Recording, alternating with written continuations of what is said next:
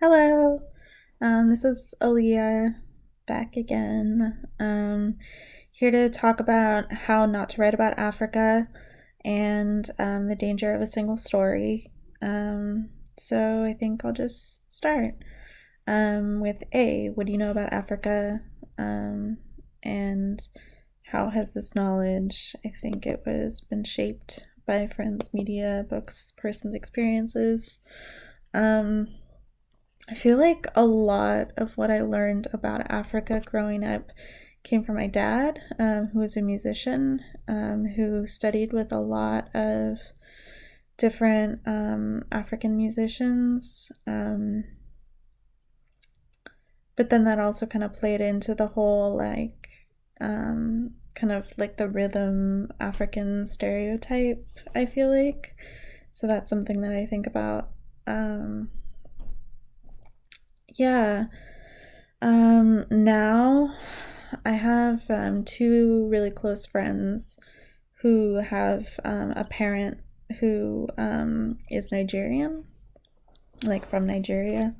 And so I feel like I know a little bit about Nigeria, just about like culturally, like certain things. Like one of them was my housemates, and so like just like certain foods that would be cooked, things like that. But yeah, I feel like Nigerian pop has become like pretty popular, and so I know a little bit about that.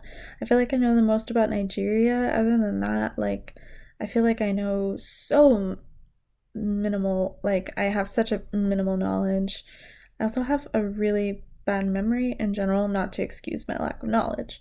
But I feel like I used to, like I did grow up reading more things. Like I did read like Chinua Achebe, like things fall apart, and have read things when I was younger that I know I've forgotten. But I think that also gets back to like the danger of a single story is like we just don't have that many stories in media representation outside of the like starving African or the just like women with naked breasts walking around, and then like the lions or the gorillas. And um I feel like I've known a lot of people who have gone to Africa, who like have a lot of money and who have gone to Africa like to see the wildlife.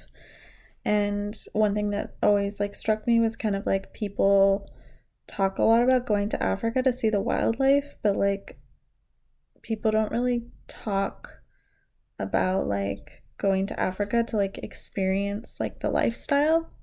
Or like I feel like people are like, "Oh, I want to go to Europe and like have wine and chat with Europeans," and no one's ever like going there to like hang out and see what it's like to live in Africa. It's like there's like this idea that like I feel like there's this idea that people wouldn't want to do that.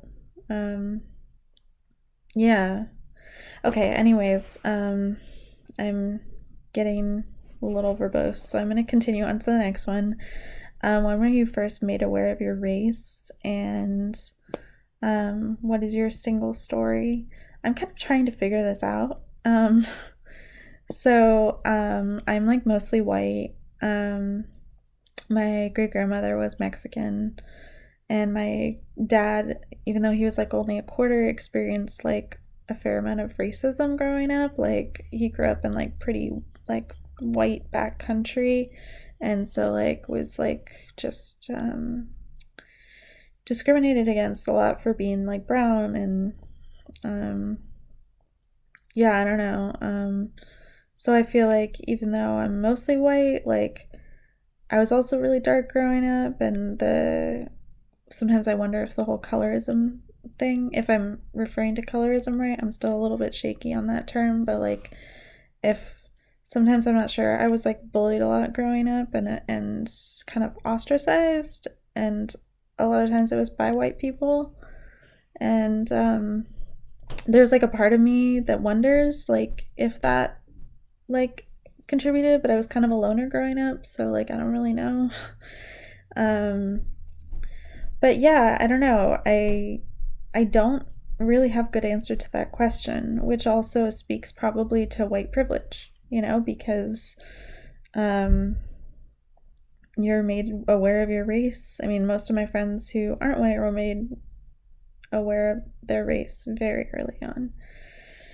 So, let's see, my single story, I don't know what my single story is. I'm, oh no, it's starting. I feel like I have a lot of, I don't know. Yeah, I'm trying to figure that one out. I feel like maybe, in terms of race, I have a single story that, well, it's kind of hard to say in terms of, I'm trying to think of like relative to what Chimamanda was talking about. Maybe my single story would have to do with gender, and just like what a woman is supposed to be, and like feeling like I had like kind of a single story of like what a woman is supposed to look like, and not really feeling like I matched up with that. So maybe that would be my single story. But in terms of representation of my own race, I got a lot of that. Both, yeah, yeah.